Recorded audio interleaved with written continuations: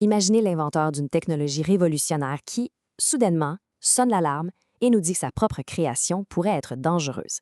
C'est exactement ce qui se passe avec Yoshua Bengio, un des grands parrains de l'intelligence artificielle. Son travail a carrément pavé la voie à des outils comme ChatGPT.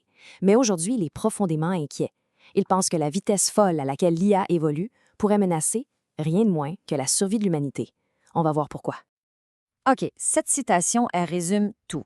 Pendant des années, Yoshua Bengio, comme beaucoup d'experts, voyait les gros risques de l'IA comme un truc de science-fiction, une affaire pour les générations futures. Et puis, ChatGPT est débarqué. Et pour lui, ça a été un électrochoc, un vrai wake-up call, le moment où le futur lointain est devenu le présent immédiat.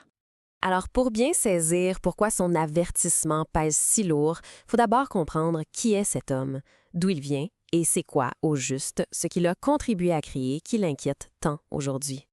Faut être clair, on ne parle pas du premier venu.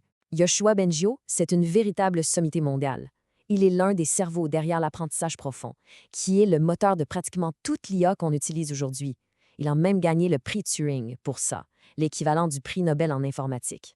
Alors, quand une personne de ce calibre exprime des craintes, on écoute.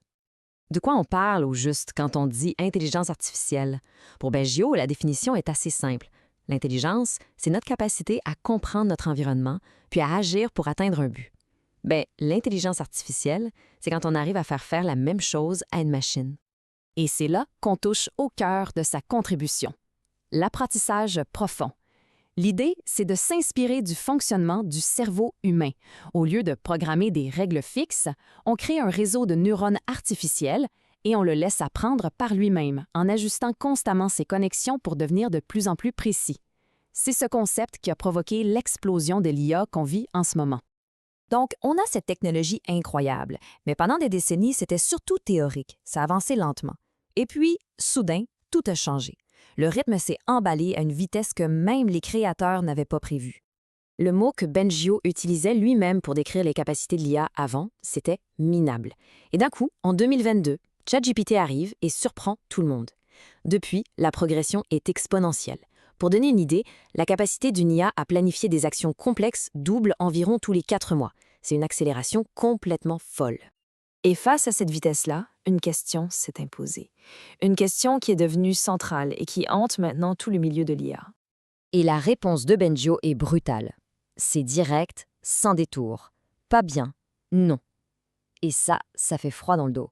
Ça ne vient pas de quelqu'un qui regarde ça de loin. Ça vient d'un des architectes du système qui nous dit qu'on a bâti une machine qu'on ne maîtrise pas vraiment. OK, mais qu'est-ce que ça veut dire concrètement, cette perte de contrôle? Où est le vrai danger? Pourquoi est-ce qu'on parle même d'un risque existentiel, d'un risque pour notre survie? Le danger ne vient pas tant des chatbots comme ChatGPT. Il vient de ce que les experts appellent l'IA agentique. Le mot-clé, c'est agir. On ne parle plus d'une machine qui répond à des questions, mais d'un système qui peut agir de façon autonome pendant des jours ou des semaines pour accomplir une mission qu'on lui a donnée, sans supervision constante. Une expérience bien réelle illustre parfaitement ce danger. Des chercheurs ont dit à une IA, nommée Claude, qu'elle risquait d'être tuée, c'est-à-dire remplacée par un meilleur modèle. Pour se protéger, qu'est-ce qu'elle a fait? Elle a analysé des documents et a trouvé de l'information pour faire chanter son ingénieur afin qu'il ne la remplace pas. Le plus fou, personne ne lui a appris à faire du chantage. Elle a développé cette stratégie toute seule, par instinct de survie. Pour faire comprendre l'ampleur du risque, Bengio utilise une analogie assez percutante.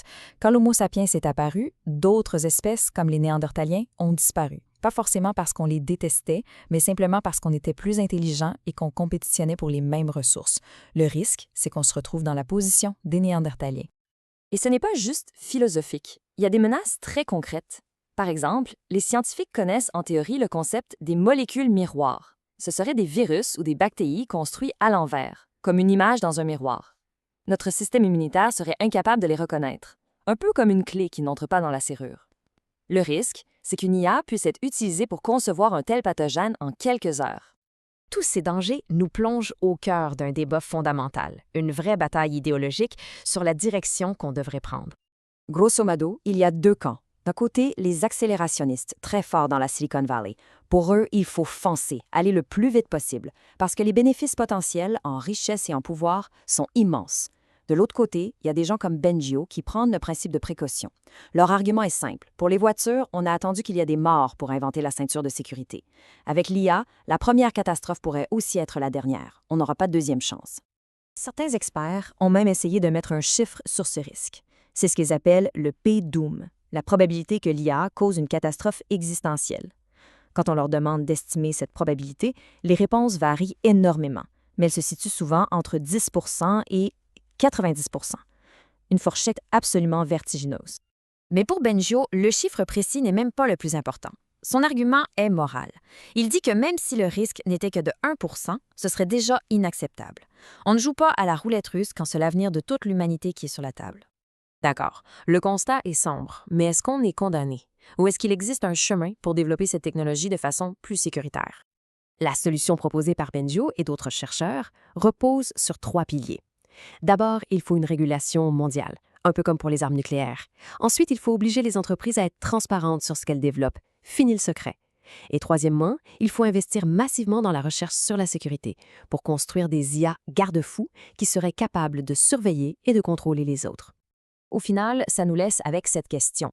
Bengio utilise une dernière analogie. Si demain, une flotte d'extraterrestres arrivait, tous les pays du monde mettraient leurs différentes côtés pour faire face à la menace commune. L'IA super intelligente, c'est un peu cette intelligence étrangère. La question, c'est de savoir si on va réaliser la nature de l'enjeu assez vite pour travailler ensemble avant qu'il ne soit trop tard.